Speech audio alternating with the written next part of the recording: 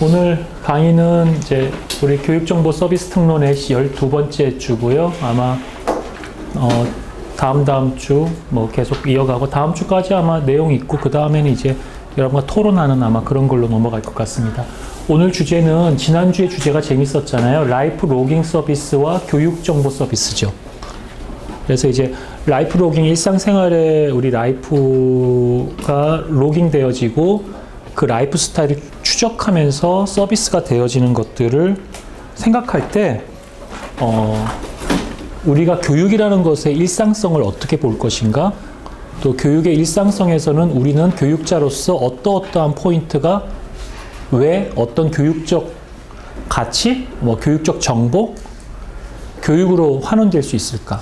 지금 바깥에서는 학생들이 놀이문화, 조금 더 직설주로 표현한 술판 문화, 그죠?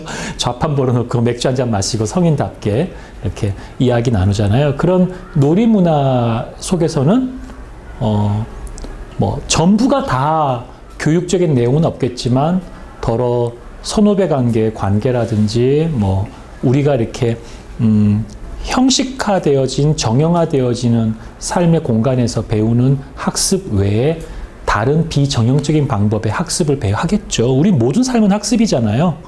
체험을 통한 학습이잖아요. 그래서 뭐 앞에 있는 좋은 선배가 또 이러이러한 걸 준비해라. 취업 준비를 지금부터 열심히 공부해야 돼. 뭐 이런 얘기를 해줄 수도 있는 거고, 어떤 좋은 교육적 정보, 그렇죠? 줄 수도 있잖아요. 그러니까 인포멀한 어떤 교육이죠. 뭐 대표적인 장소가 우리 가정이라든지 그런 데 아니겠어요?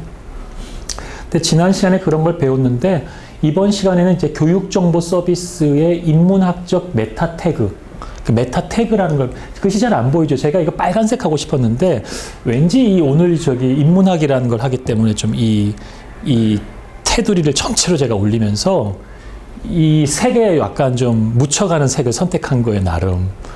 저의 얼마나 떨어지는 이 색감을 알 수 있겠죠.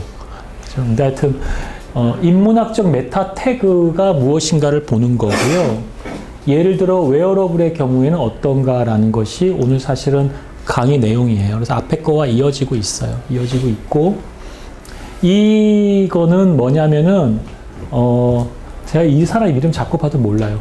카디다 회퍼라고 하는 분의 유형학적인 사진이고 사진 작가고 여류 사진 작가예요. 제가 이 사진을 여기다 왜 놓았는지를 나중에 제가 뒷부분에 슬라이드 보여드리면서 알려드릴 거예요. 저에겐 사실 이런 그림이라든지 작품이라든지 하는 것들은 굉장히 어려운 거예요.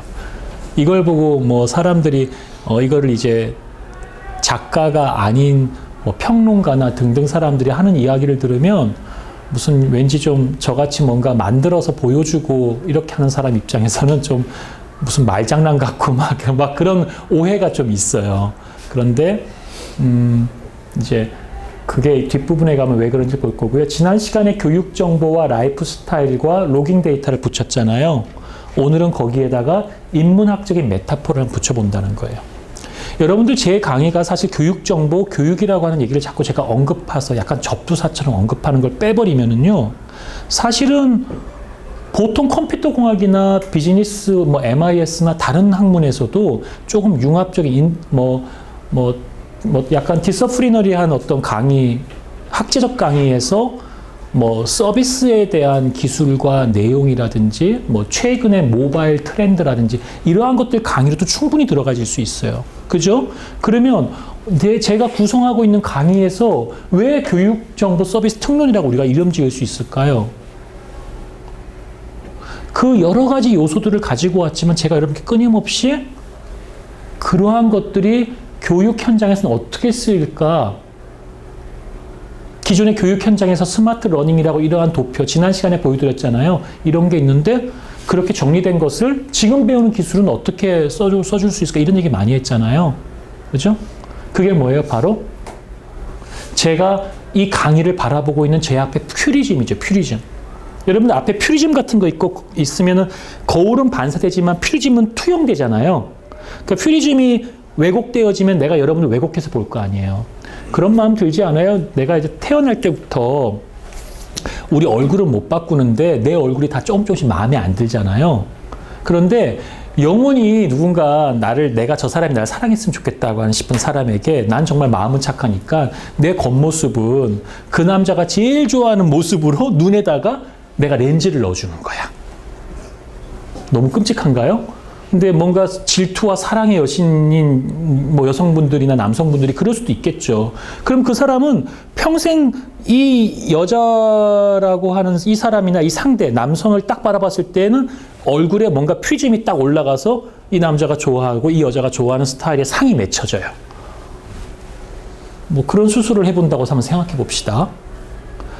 이렇게 하면 끔찍한데 우리는 다 저마다 자기 자신의 프리즘과 생각으로 세상을 투영하거든요. 그게 우리의 교육관이건 우리의 어떤 사상이건 우리의 체험이건 우리의 체험에 덧붙여져서 세상을 해석한단 말이에요. 그래서 그런 의미에서 메타포라고 하는 은유적인 메타포를 본 것이 저는 인문학을 잘 모르지만 교육에서의 인문학적인 스토리텔링이나 이야기들은 어떻게 구성되어질 수 있을까? 그것을 도울 수 있는 기술은 어떻게 있을까? 뭐 이런 것들을 오늘 이제 이야기할 거예요. 그래서 이제 강의 전 수기할 시간이에요. 한번 보세요.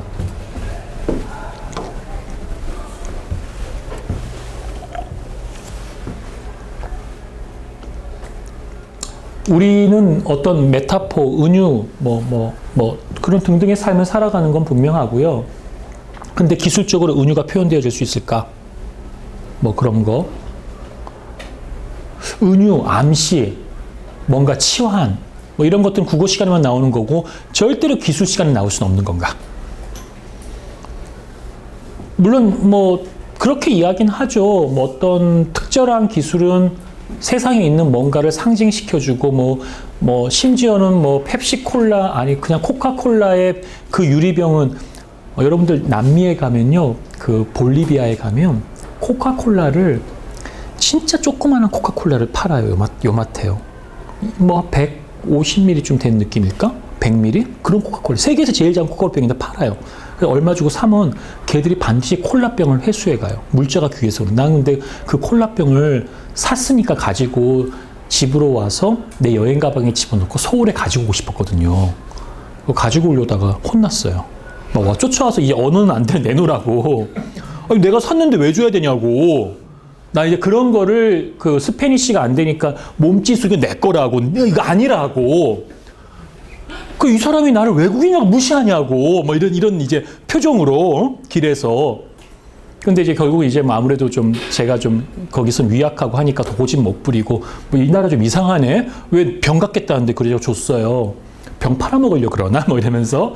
근데 이제 보니까 그 병을 재사용하시는 거고 병값을 살려면 돈을 좀 더 주는 문화더라고요. 몰랐어요. 근데 그 병이 너무 예뻐서 가지고 했던 기억이 나요. 근데 그런 병을 만들 때 어떤 우리 일상의 삶에 무엇을 암시할 수 있도록 잡기 편하게끔 뭐 이런 것들을 했다라고 하는 디자인에 대한 철학이 있다 그러잖아요. 그런데 이제 그런 것이 나온 다음에 나중에 봤더니 그게 편한 게 그런 이유야. 뭐 곡선이 그래서 그 편해. 이런 얘기인 거지. 우리 같이 일상 사람은 잘 모르잖아요. 그 속에 숨어 있는 뭐 암시, 메타포 뭐 이런 거 잘 모르고 상징 이런 거 모르고 살잖아요. 이런 건 안다. 누구랑 얘기하다가 제가 나를 약간 약 올리는데 비꼬아서 하는 얘기든지 약간 좀 뭐 이런 식으로 하는 건 우리 금방 알죠. 우리는 이 치열한 삶의 현장에서, 그지? 아니라고 얘기하지만 아니라는 게 아니라는 거를. 그지? 걔가 뭐 싫어요, 걔가 좋아요라는데 그건 그냥 나와의 권력 관계에서 그냥 좋아요지 진짜 좋아요가 아니라는 좋아요라는 거라는. 그지? 뭐 그런 등등의 것을 우리는 굉장히 잘 알죠. 우리는 언어를 직설적으로 해석하진 않는단 말이에요. 그 이유는 뭘죠? 언어가 내포하고 있는 문맥과 상황과 그런 건데, 그런 우리는 암묵지를 더 많이 본단 말이에요. 그러니까 우리 기술 속에서는 그런 암묵지가 없느냐는 거예요. 왜 붙일 수는 없냐는 거죠. 근데 이런 것들을 한 사람들이 별로 많지 않기 때문에 지금 제가 이야기해도 되게 좀 뭉뚱그려 생각하고 그럴 거예요. 괜찮아요. 그러나 언젠가는 이러한 것들이 우리 일상에 굉장히 중요한 이슈가 될 겁니다. 제가 한 7, 8년 전에 제 자료를 보시면요. 우리나라에서 그래도 제가 막 손가락에 약간 들을 정도로 내가 참여 공유 개방을 되게 강조했었거든요. 근데 되게 추상적이지 않나요? 세상에 그런 말이 없다가 그런 말이 외국에 있어갖고 갖고 가서 막 얘기하면서 하면 좀 되게 추상적인 사람 같잖아요. 그 말 자체가. 참여가 뭔데? 공유는 어떻게 하는? 그렇죠. 지금은 우리 다 잘 알잖아요. 금방. 그때 그래서 되게 많이 비난하고 추상적이다 뭐 이렇게 이야기하고 참여나 공유 같은 것이 갖고 있는 부작용이나 얘기하고 있던 사람들이 이제 세상이 확 바뀌니까 앞장서서 참여의 전도자가 되어져서 활동하고 있는 선생님들도 가끔 보고 그래요. 그러니까 제가 지금 얘기하는 은유적인 메타포, 인문학적인 것이 인문학자들이 할 수 있는 게 있고 여러분이 접근해 볼 수가 있는 게 있다는 거예요. 교육자로서의 인문학적 스토리텔링을 하기 위한 접근이 있을 수 있어요. 여러분들 사이드에서. 그건 인문학은 나랑은 상관없으니까 안 붙는다라고 생각하시면 안 된다는 얘기예요. 그래서 지금은 비록 이런 얘기가 익숙하지 않고 뭐 좀 낯설고 추상적으로 보이지만 제 경험에는 이제 세상은 그러한 부분으로 갈 수밖에 없는 게 결국은 휴머니티, 인간성, 인간애 우리가 점점점 기계화되어지는 시대에서 더더욱 인간애적인 생각들을 할 수밖에 없고 우리의 관계가 네트워크로 다 촘촘히 연결된 상태에서 우리의 커뮤니케이션 속에는 어떤 정감, 감정, 우리의 상징 이러한 모든 것들은 기계가 해석할 수 없는 인문학 속에 그 소스가 있을 거 아니에요. 그래서 그렇게 갈 수밖에 없을 거라고 난 생각이 들어요. 이제 웨어러블이나 이런 것들 붙으면. 과거에는 이분법적으로 좀 쪼개어도 인터넷 공간이 따로 있었고 우리가 사는 공간이 따로 있었는데 지금은 퍼베이시브 되어져서 우리는 지금은 편제되어져서 이제 완전히 편제되어 들어와서 삶의 공간의 디지털 공간과 온오프라인의 공간의 경계가 많이 없어지면서 온라인에서 만들고 온라인에서 활동하는 사람들이 오프라인에 나도 잘 모르면 설명할 수 없는 인간적인 어떤 히스토리와 체험들에 묻어지기 시작한다는 거죠. 내가 어제 꿈을 꿨는데 내가 아는 분이 꿈에 나타났어요. 역시 제가 신통한 능력은 없었으니까 그분이 아무 이상이 없었는데 전화했어요. 별일 없냐고. 그랬더니 나를 걱정하는 사람은 너밖에 없구나. 그러면서 밥 한 끼 사줄게 그러더라고요. 고맙죠, 그죠? 그냥 전화 한번 했는데 또 밥 벌었네, 그지? 그러한 것들이 꿈이라든지 그런 욕망, 해석 이런 것들이 정말 기계론적으로 할 수 있는 걸까요? 그걸 우리가 뉴런이나 이런 것들을 봐가지고 신경의 흐름으로 물론 어느 정도 지금 하고 있을 거예요. 그러나 그게 어느 정도까지가 완벽해지려면 되게 오랜 시간이 걸릴 거고 그 와중은 뭐예요? 인간에 대한 이해라고. 기계를 이해한. 우린 시스템 잘 갖췄잖아요, 이제. 근데 왜 자꾸 시스템이 어긋나는 것 같아요? 인간에 대한 이해가 없는 시스템이라고. 왜? 쓰기 불편하잖아. 굳이 그걸 배워야 되겠어, 우리가? 인간에 대한 예의와 이해가 있는 것은 훨씬 더 인간 친화적일 거 아니야. 인간 친화적인 게 뭐예요? GUI 같은 거, 그래픽 유저 인터페이스 같은 게 대표적으로 마우스, 클릭하고 하는 얼마나 직관적이었어. 그것도 불편해서 지금은 뭐예요? 터치 기술. 얼마나 직관적이야. 아이폰이 나오면서 버튼 하나 있었잖아요. 버튼이 하나 있었을 때랑 하나 말고 여러 개가 있었을 때랑 그 사이 간격에는 뭐가 있었던 거예요? 사람에 대한 이해가 있었을 거 아니에요. 그죠? 그러한 것들이 사실은 우리에게 되게 녹아있는 인간적인 것들이라는 것 측면에서 왜 우리가 생각하는 교육 시스템이나 이러한 데는 그런 고민들을 하지 않니? 그게 이제 제가 여러분에게 자꾸 던지는 이야기예요. 오늘은 인문이라는 키워드로. 라이프는 뭐고, 삶은 뭐냐, 이런 얘기가 있고요. 역시 늘 보던 페이지니까 틈나면 보시고요. 오늘은 제가 예전에, 한 3년 전인가 2년 전에 발표했던 자료를 뒤에 그냥 쭉 다 가지고 와서 한 번 더 재사용했습니다.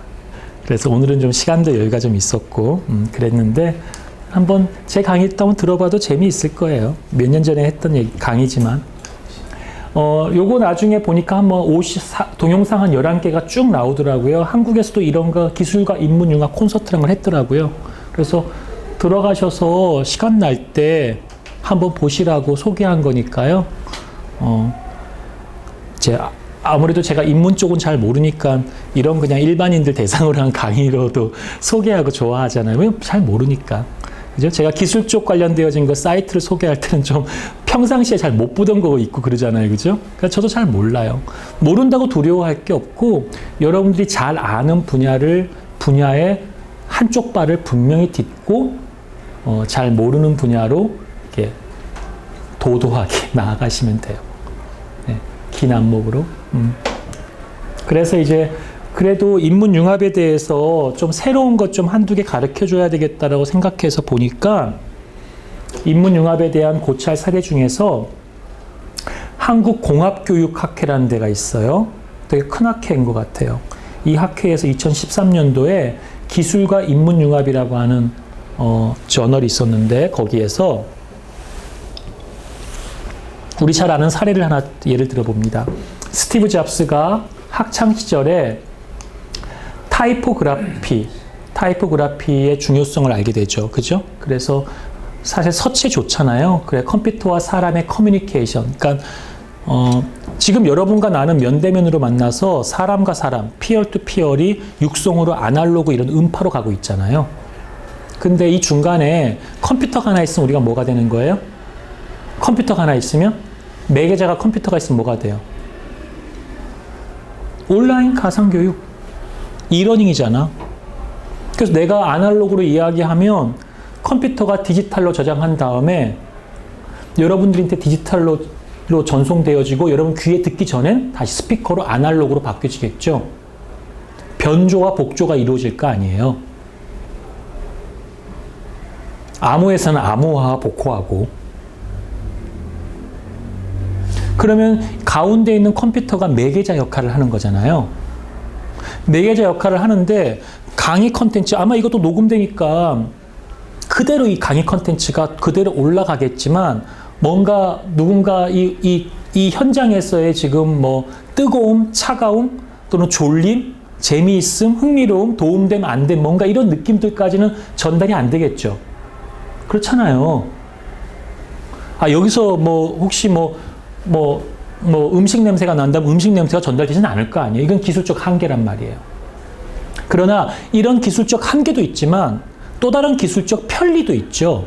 분명히 이 정도 사이즈에서 화면이 디스플레이 되면서 옆에 뭐 저에 대한 관련된 키워드를 검색하게 한다거나, 그죠? 강의에 대한 교환을 연결해 준다거나, 수업을 듣는 사람들끼리 실시간으로 뭐 어떤 토론을 할 수 있도록 하는 창을 열어준다거나, 그런 건 가능하지 않겠어요? 그죠? 그러한 것들이 바로 컴퓨터가 매개로 되었기 때문에 가운데 있는 컴퓨터가 아날로그적 가치에 플러스 뭘 붙인 거예요? 디지털적 가치를 붙인 건데, 그때 디지털적 가치는 실시간으로 같이 뭐 채팅을 한다거나, 뭐 토론을 한다거나, 검색을 할 수 있도록 하는 기능을 넣었는데, 그 기능을 넣을 때 모든 포커스는 뭐겠어요? 컴퓨터 기술을 통한 교육이잖아. 컴퓨터 기술을 통한 교육의 확대, 뭐 교육의 효과 증진, 그런 거 아니겠어요? 이러닝인데? 여러분 이러닝 개발할 때 교육에 대한 확장 뭐 이런 거 생각하지 않고 즐거움에 대한 확장 뭐 이렇게 생각하게 한 거 있어요? 뭐 돈을 많이 버는 것에 대한 확장? 교육에 대한 것이 확장되어지고 나서 플러스 돈도 벌고 재미도 있고 한 게 이어지겠죠. 주와 부가 바뀌진 않을 거 아니에요.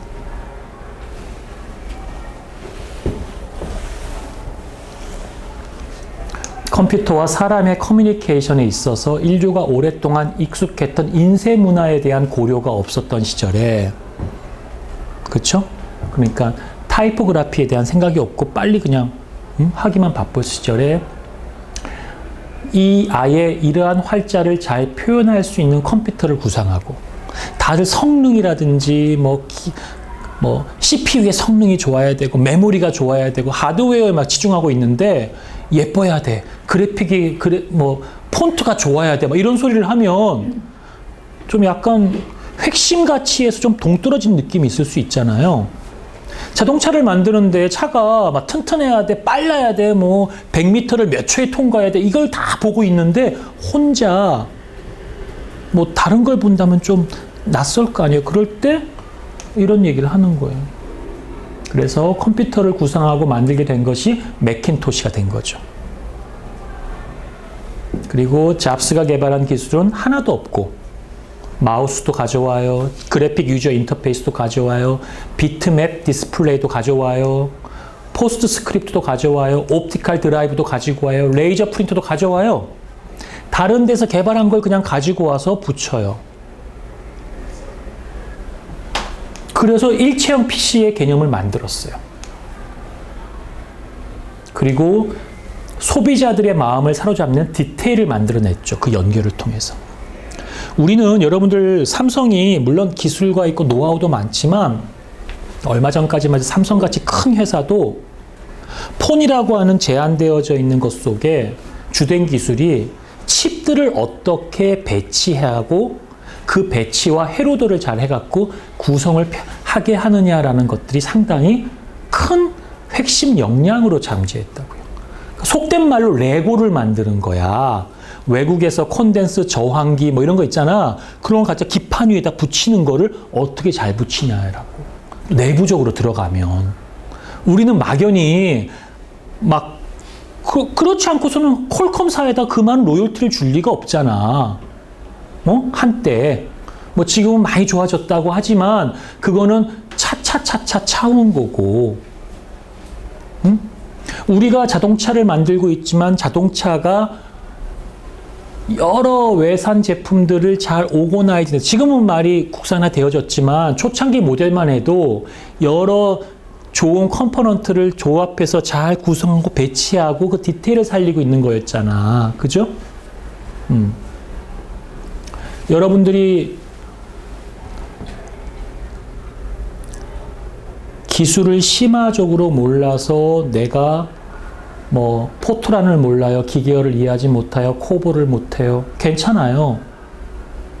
괜찮아요. 모를 수도 있어요. 모른다고 해서 그걸 아는 사람보다 되게 못하고 절대 이쪽에 발을 디디면 안 되고 민폐고 그런 건 아니에요. 그러한 기술들을 통해서 만들어 놓은 모듈들을 어떻게 재배치하고 설계하고 그랬을 때 이 과정을 통해서 교육 프로세스가 좀 더 워크플로우가 효과적으로 배치되어질 수 있고 교육의 가치가 이렇게 전환되어질 수 이런 것들에 대한 설계와 디자인으로도 충분히 여러분들의 가치가 있고 몸값을 올릴 수가 있어요. 자, 요즘에 빅데이터 전문가들이 굉장히 많이 필요한 시대인데 저도 지금 빅데이터 관련된 뭔가를 개발하려고 사람들을 굉장히 많이 찾고 있어요. 찾는데 하루 와가지고 좀 일해주고 한 150만 원 정도. 하루. 그것도 8시간 일해주는 거 아니야. 근데 그 빅데이터에서 이 친구가 다룰 수 있는 게 뭐냐면 다 프리 버전을 주로 많이 해요. 뭐 릴리즈 버전 배포판도 뭐 몇 개 가지고서 다루는 사람도 있는데 이런 거 있잖아. 우리 윈도우즈 잘해도 윈도우즈 다시 한번 설치할 때 힘들잖아. 새로운 거. 그러니까 그런 걸 한번 요즘같이 막 빅데이터가 지금 막 나오고 있을 때에는 그런 걸 한번 설치해보고 그 위에다가 하둡에 대한 그 생태계의 여러 가지 뭐 데이터 분석하는 거, 데이터를 바꿔주는 거, 뭐 데이터를 비주얼라이징 하는 거, 데이터 저장할 때 뭘 붙이는 거, 뭐 이런 것들 몽고DB 쓰고 뭐 쓰고 뭐 이런 것들을 쫙 해주는 그런 것들만 그냥 만쳐주는 것만 해도 그렇게 많이 각광을 받고 그리고 툴을 좀 더 쓰면 더 많이 받고 그 사람이 툴을 개발한 거야? 아니에요. 아파치에 있는 재단에서 릴리즈 되어 있는 툴을 가져다가 좋은 컴퓨터에 설치하고 세팅하고 파라미터 값 잡아주고 패스 경로 잡아주고 그 위에다가 하둡 2.0이라고 요즘에는 이제 그 다음 버전이 많이 나와요. 그래서 그 그 HDFS를 설치하고 그 위에다가 밑에는 이제 리눅스 같은 우둔프 같은 거 설치하고 그 다음에 HDFS 설치하고 그 위에다가 이제 DB 관리하는 걸 또 하나 설치한 다음에 그 위에다가 맵 리듀스를 돌려버리고 이렇게 하거든요. 그런 것들을 한 단계 한 단계 설치해서 다 연결할 수 있도록 세팅하고 하드 그 성능이 틀리니까 포팅하고 그 다음에 이걸 트위터의 비정형 데이터를 가지고 오는 건지 아니면은 로그 데이터를 가지고 오는 건지 로그 데이터를 분석하는 건지 아니면 텍스트 마이닝을 할 건지 뭔지에 따라 갖고 또 내가 많이 썼던 툴이 틀려지고 전문가도 틀려지는 거예요. 그러니까 우리가 이야기하는 많은 부분들이 의외로 여러분 생각하고 있는 뭐 기계어를 알고 뭐 로직을 알고 하는 부분까지 내려가지 않고 그 앞단에서 바로 이러한 부분에서 우리의 창의력이 필요한 게 굉장히 많아요. 그것도 그냥 복잡해졌기 때문에. 그래서 더더욱 이러한 어프로치가 필요하고 이렇게 실제 이런 어프로치로 성공한 사람들이 있으니까 관심을 갖자는 거죠. 그래서 이 창조성이라는 것에 대해서 도움이 되는 방법들이 이런 게 있대요. 이 논문에서는 유추적인 사고, 브레인스토밍, 마인드맵, 특징 나열법, 형상 조형법 이런 것들이 있으니까요. 좀 더 공부가 이런 창조적인 어떤 이런 것들을 내 수업 시간에 여러분들 다 강의하고 하는 학생들이니까 하시게 되면 이런 키워드를 구글링 검색해 보시고 거기에 대해서 좀 더 깊이 있게 보시면서 여러분들의 학교에서 좀 학생들에게 좀 더 왜 우리 현장의 학생들 중에 많은 학생들이 재능은 있는데 이 사회 구조, 학교 교육의 구조 때문에 재능을 키우지 못하고 그냥 묻혀가는 경우도 많잖아요. 그런 사람들에게 그런 새로운 가능성과 세상을 좀 보여주면 좋겠어요. 우리가 세상을 바꾸는 작은 노력 중에 하나겠죠. 융합이란 얘기가 많이 나오는데 이 교수님을 제가 조금 몇 번 뵀던 분이신데 융합에 대해서 제가 예전에 인문융합 같이 할 때 포럼에서 뵀던 선생님이신데 이렇게 글을 쓰셨더라고요. 그래서 한번 제가 가지고 왔어요. 그래서 학문 및 지적 활동은 적어도 우리나라의 융합에 의해 지배되고 있는데 이 융합이 잘못된 번역으로 급속히 도입돼서 실제 내용이 성찰되지 않았다고 보았고요. 학교 교육 나아가 경제 문화 영역에서 융합이 남용되고 있다. 우리 사실 많은 언어들이 그렇게 되고 있는 건 사실이죠. 그 남용은 학문과 교육 발전의 기형아, 숙성 없는 문화의 퇴행적 발전, 그래서 나노 테크놀로지에 의한 컨버전스, 보통 컨버전스가 융합인데 이분은 컨버전스가 수렴으로 봐야 되겠다라고 주장을 하세요. 정확하게는 수렴으로 번역해야 된다. 그래서 이제 나노 입자로 쪼개어진 것들로의 수렴, 이런 식으로 이제 말씀을 하시더라고요. 그리고 이제 그게 융합이 나왔을 때에 각광받던 기술을 중심으로 설명되는데 여기에 있는 다 PPT, PDF 자료는 다 여러분들께 교환으로 나누어 미리 드리고 왔으니까 아마 읽으셨으면 제가 따로 설명하지 않아도 아실 거라고 생각이 들고요. 그 중에 여러분들한테 한번 협력하는 연구의 유형 중에서 단일 학문은 한계 분야 혼자 다루는 것이고요. 양리학자가 한 팀이 같은 연구실에서 니코틴 소비나 인슐린 대사의 관계에 대해서 공동 연구하는 것은 하나의 주제에 대해서 하고 있는 단일 학문이라 보시면 돼요. 우리가 통상 지금 가지고 있는 대부분의 학과가 그렇죠. 이제 다중학문이란 말이 나오는데요. 멀티디스플리너리인데 이거는 다중학문은 다양한 분야의 연구자들이 독립적으로 작업하는 연속적 과정이고 그 연구자들은 각자의 분야에 특화된 관점으로 작업하고 최종 목표는 이러한 노력들을 종합해서 공동 연구 문제를 다루는 거예요. 공동에. 그리고 양리학자, 건강심리학자, 신경학자가 참여해서 원고를 나누는데 각각 섹션 나눠. 그래서 너는 양리 파트, 너는 먼 파트 따로따로 쓰게 하는 거야. 그리고 원고는 니코틴 소비, 니코틴에 의해 유발된 뇌화학적 변화, 열량 섭취, 육체활동 단위의 연결을 밝혀내기 위해서 각각의 분야에서 그냥 이루어지는 거죠. 그리고 하나의 책으로 나오고 그런 과정이라고 보신 것 같아요. 그 다음에 간학문, 상호학문, 인터디스플리너리라고 얘기하죠. 우리가 통상 얘기하는 이제 학제적 어떤 연구할 때 표현을 많이 하는데요. 간학문, 학문 간이죠. 사이간자 같고 상호학문. 그래서 연구자들이 연합해서 작용하는 상호작용적 과정이라는 거죠. 좀 상호작용적이니까 좀 더 공동의 문제를 양리학자, 건강심리학자, 신경학자가 니코틴 소비, 뇌학, 열량, 섭취 이런 패턴들의 상호관계를 규명하기 위해서 협력 연구를 하는 거고 챕터를 나눠 지들끼리 하진 않는다는 거죠. 이해하세요? 무슨 말인지? 그래서 각각 분야로부터 나온 개념과 방법론적 접근을 통합하도록 설계되어져 있기 때문에 그렇게 표현합니다. 이런 방법론에 따라 가지고 우리가 융합적 연구라는 것도 유형이 다양하다는 거고 우리가 그 유형 중에서 어떤 유형의 연구를 하고 있는지 어떤 유형이 많이 하고 있고 옳은 건지 이 연구에서는 그런 것들도 좀 정리하는 게 좋을 것 같고요. 오늘날 우리 사회를 초연결 사회라 그러잖아요. 그죠? 얘가 강의할 때 강조했잖아요. 그래서 트랜스 디스플리너리라고 해서 초학문인데 말 그대로 초학문이니까 연구자들이 연합하고 작업해서 공유되는 개념적 틀을 개발하고 사용하기 위한 통합적인 연구 과정이죠. 그 개념적 틀은 학문에 특화된 이론, 개념, 방법 이 모두를 통합 확장까지 합니다. 그리고 공동의 연구 문제를 다루기 위해서 새로운 모델 언어를 만들어요. 제가 요즘에 이제 그 정치학자, 그 다음에 비즈니스 관련되어진 그 수학자, 그러니까 비즈니스 쪽에 교수님으로 계신데 원래는 이제 수학 백그라운드, 그 다음에 저같이 어플리케이션 단에서의 응용 서비스 뉴미디어 쪽 하는 사람, 그 다음에 실제로 이제 개발자, 우리나라의 정치 필드에서 실제 정치 현장을 많이 경험했던 보좌관이나 이런 걸 많이 하셨던 분, 5-6명이 모여서 주말마다 이제 한 시간 반, 2시간 브런치 하면서 서로 얘기를 해요. 어떤 이야기를 하냐면, 정치 데이터를 분석하기 위한, 빅데이터를 하기 위한 정치 문법. 우리는 정치 문법이라 표현해요. 그러면 어떻게 되는 거예요?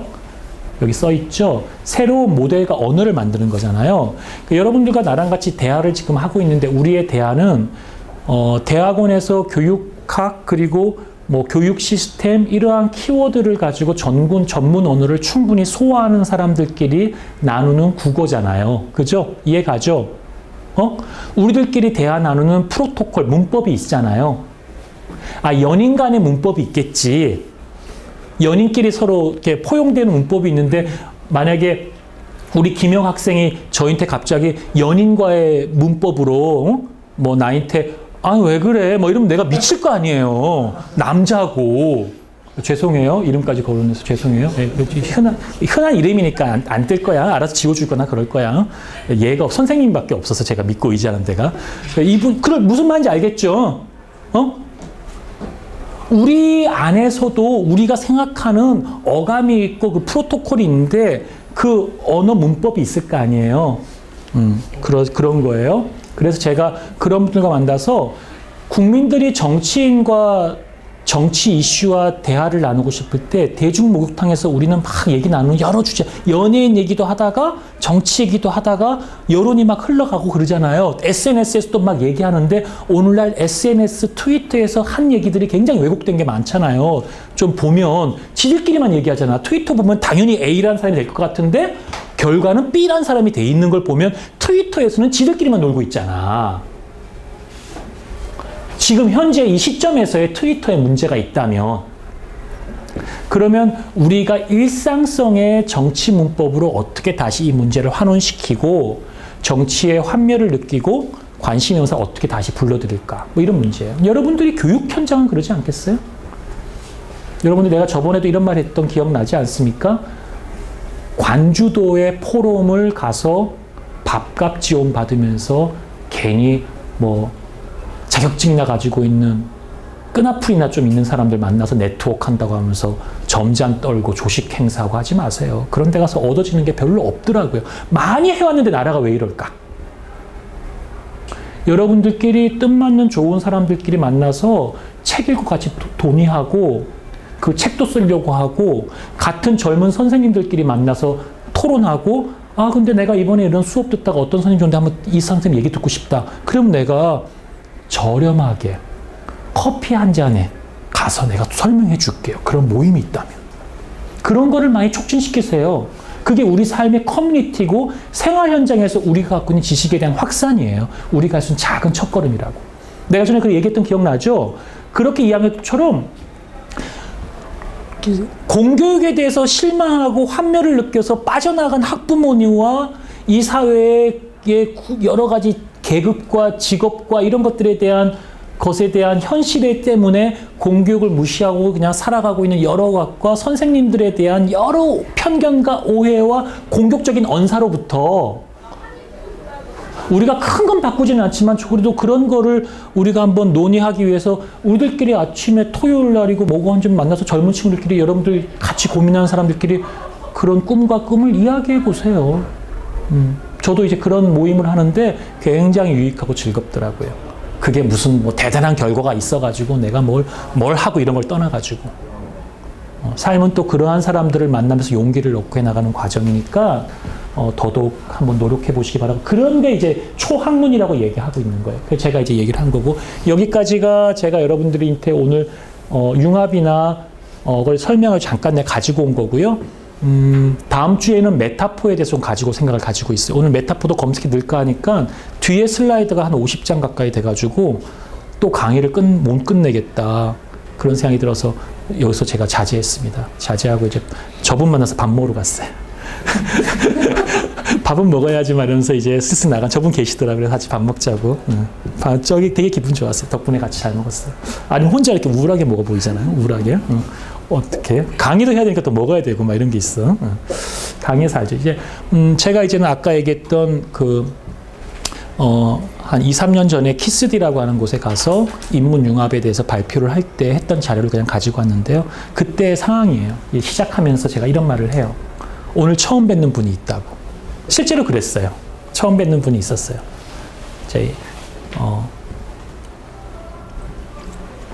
키스디에서 하고 있는 무슨 인문융합 포럼에서 이제 매번 돌아가면서 선생님으로서 발표하고 거기에 멤버가 돼서 또 다른 사람 발표를 듣고 하면서 이제 의견을 나누고 배워가는 그런 약간의 관주도의 어떤 그런 거였는데, 저도 이제 한때 그런 거 참석을 너무 좋아했거든요. 그래서 했는데 그때 처음 뵙는 분이 있는 거예요. 그 다음에 물론 이제 이 업계가 좁으니까 가면 맨날 또 뵙는 분들이 있어요. 잘 불려 나가시는 분들, 한창 때인 분들, 여러 군데 막 하면서 지혜를 갈구하는 사람들이 많아서 가서 지혜를 준다고 하고, 또 그쪽에서는 그런 사람이 또 있어야 구색이 맞춰지는 것도 있고 때로는 좀 부족해도 뭐 그런 현실이 있는 거죠. 그런 분들도 계셨어요. 계셨고, 그리고 통상 우리가 생각할 때 누군가를 알고 있다고 할 때 그 사람에 대해서 빨리 아는 주된 정보라는 것이 뭐 이름, 주소, 연락처, 현직 경력 그런 것도 시작되겠죠. 한번 여쭤볼까요? 미팅할 때 이런 것부터 시작되는데 노골적으로 나온다. 또 만나고 싶어요? 아무리 잘생겨도. 물어보죠. 아니죠. 근데 이걸 우리가 호구조사한다 그러죠. 어느 대학 나왔냐고 직접적으로 물어보고, 뭐 대학을 후진대를 나온 건 아닌데 좋은 데를 나온 애들 맨날 자랑해야 되고 후진대 나온 애들은 말하기도 좀 민망하고 뭐 이런 건 안 좋잖아요. 사회가 문화가 좀 그런 게 있으니까 굳이 말하지 않으면 열등감인 거고, 말하면 또 뭐 너무 자만감일 수도 있고, 그지? 그런 건 우리 사회 문화에서 굳이 이야기할 필요가 없는 부분인데 다짜고짜 물어보고 선후배 관계를 맞춰서 내가 너보다 한 10학번 위 선배다 뭐 이래버리면, 오늘 제가 만난 분이 그래갖고 난 미쳐버린 줄 알았어요. 근데 되게 나이도 많고 학교 선배고 하니까 할 말은 없던데 뭐 법대 나왔다고 하면서 막 그래갖고 기가 죽어가지고 예 선배님 말씀 놓으세요. 바로 이제 그렇게 편하게 해드렸는데도 돌아오면서 저분이랑 다음에 밥 약속하지만 내가 그랬어요. 뭐 그렇게 나도 그 사람을 안 만나고 할 건 없는데, 우리가 여튼 이런 분들이부터 매력적이라 생각은 이제는 안 하죠. 좀 불편하죠. 너무 빨리 또 알아가려고 막 묻는 그 것들이 너무 형식적이고, 이게 전형적인 우리 빅데이터에서 정형화된 데이터들이죠. 근데 우리가 이제 이런 정형화된 데이터로 누군가를 판단하고 비즈니스하는 것이 안 맞기 때문에 비정형 데이터가 나왔으니까, 그죠? 사실 지금 이렇게 묻는 건 좀 촌스럽다 그 정도로 이야기하면 되겠지만, 여튼 그래도 제일 궁금해요. 제가 요즘 명함 안 주고 다니거든요. 명함 안 주니까 사람들이 굉장히 뜨악하는 거예요. 그렇잖아요. 예의가 아닐 수도 있고, 비즈니스 세계에서. 하여튼 뭐 우리가 같은 뭐 일상생활에서 누군가를 만난다는 거, 정보를 나눈다는 거, 그래서 신뢰한다는 거, 그런 관계로 간다는 게 참 알게 모르게 굉장히 복잡해요. 또 제가 잘 안다고 한다는 거, 아까는 이제 비즈니스 형식적으로 잘 안다는 거고, 가족이라고 할지라도 사실 잘 안다고 생각했는데 섭섭할 때 좀 있지 않아요? 더 아니까 섭섭할 때가 더 있죠. 어찌 보면. 뭐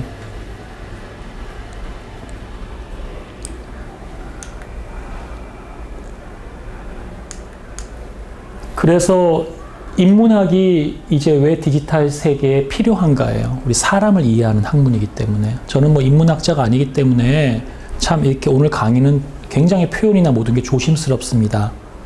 왜냐하면 제가 아는 인문학은 평범한 사람이 가지고 있는 평범한 생각에 기저하고 있기 때문에 뭐 학문적으로 내가 공부한 것도 아니고 아카데믹한 언어를 쓸 수 있는 사람도 지금 아니니까 뭐 제 분야 IT 서비스나 이런 거라면 막 그냥 막 뭐라고 날라서 얘기할 수 있을 게 많은데 뭘 얘기해도 이게 맞나? 이런 생각도 할 수 있고.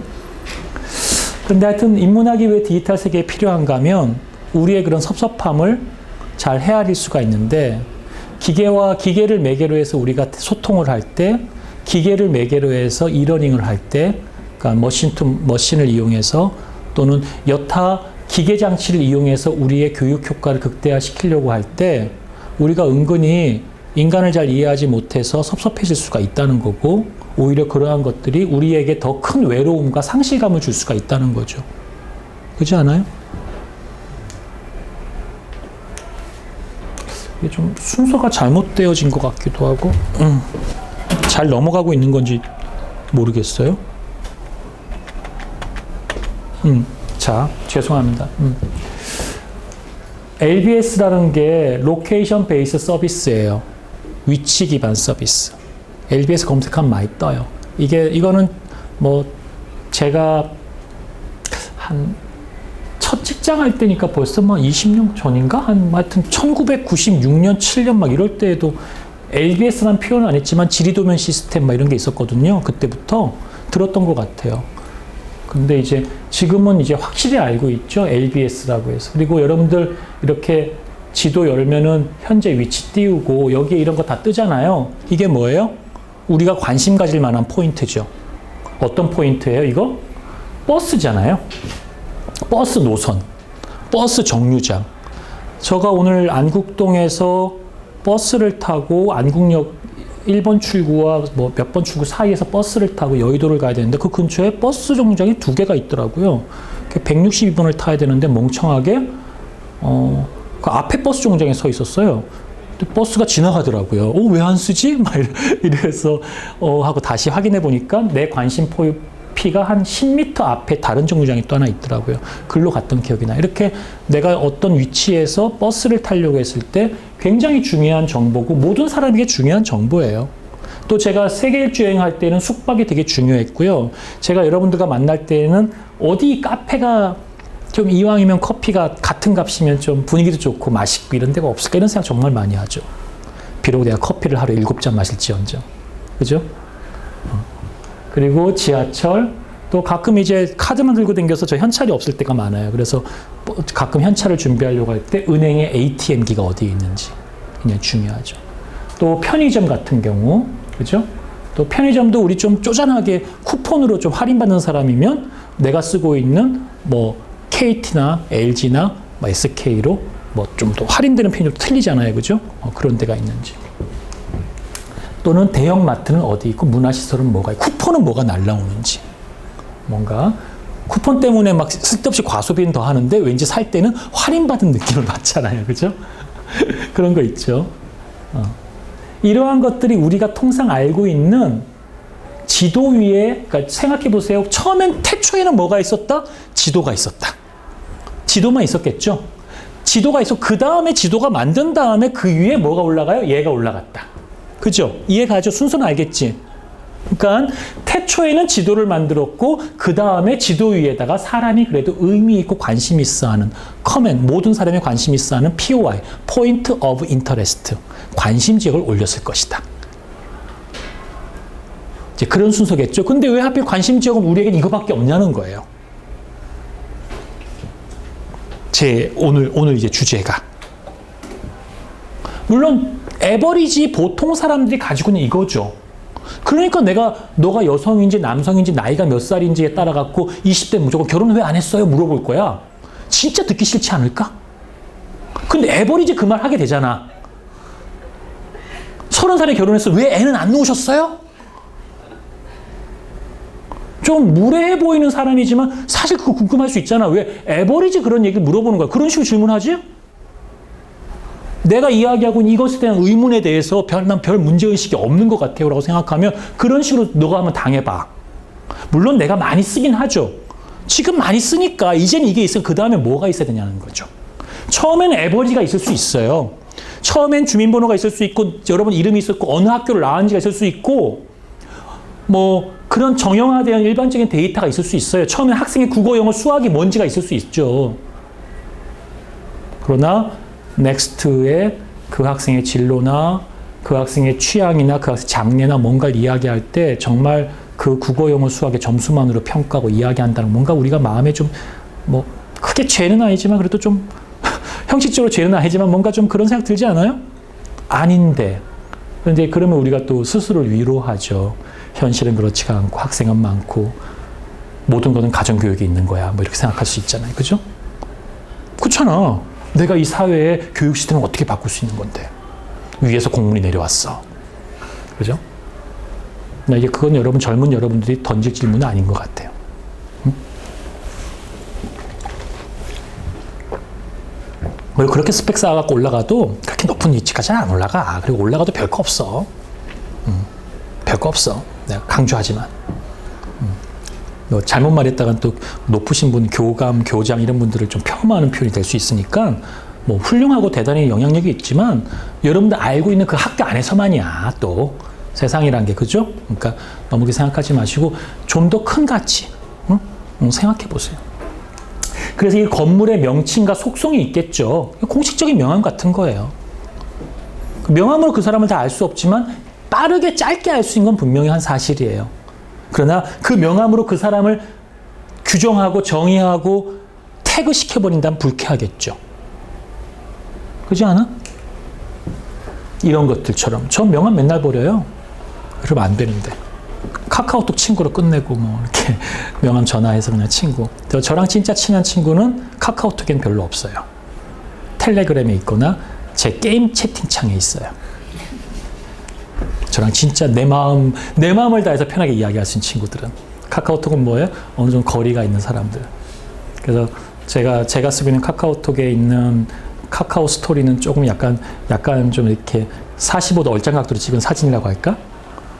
나의 진정한 모습 같지 않은 뭔가 뭐 저마다 쓰는 어떤 유형은 다르겠죠.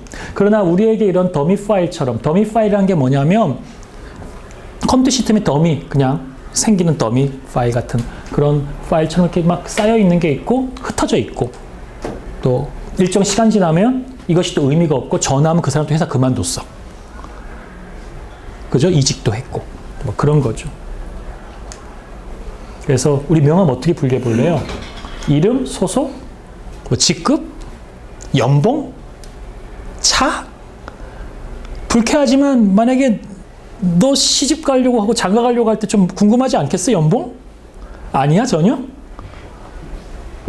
아닐 수도 있죠. 네, 여러분들은 너무 속물로 몰아가는 것 같아요. 나는 그랬던 것 같아요. 나는 그랬던 것 같아요. 그래서 데이터에 대한 데이터가 메타데이터예요. 데이터에 대한 데이터. 우리가 낚싯줄로 뭘 던지면 한 번에 쭉 밀려올 때 그 첫 번째 한 번에 엮이는 거. 오늘날 우리에게 데이터의 데이터, 메타데이터는 주민등록번호로 대부분 다 됐었죠. 너무나 주민등록번호 하면 엮여 들어온 내 모든 정보가 너무나 많으니까 이제 주민등록번호는 민감한 개인정보가 되어서 이제 보관하지 못하도록 돼 있잖아요. 기본적으로. 보관할 수 있는 데가 있어요. 통신사. 왜 스마트폰 이런 모바일 인증해야 되니까 그런 데는 또 법에서 좀 예외 조항을 준 것 같아요. 편리를 위해서. 엄격하게 개인정보를 보호하지 않은 사람은 그것들까지 없애야 된다라고도 강조하세요. 저도 일견 그분들의 주장에 좀 동의하는 부분이 있어요. 오늘 이제 그 얘기를 할 건 아니니까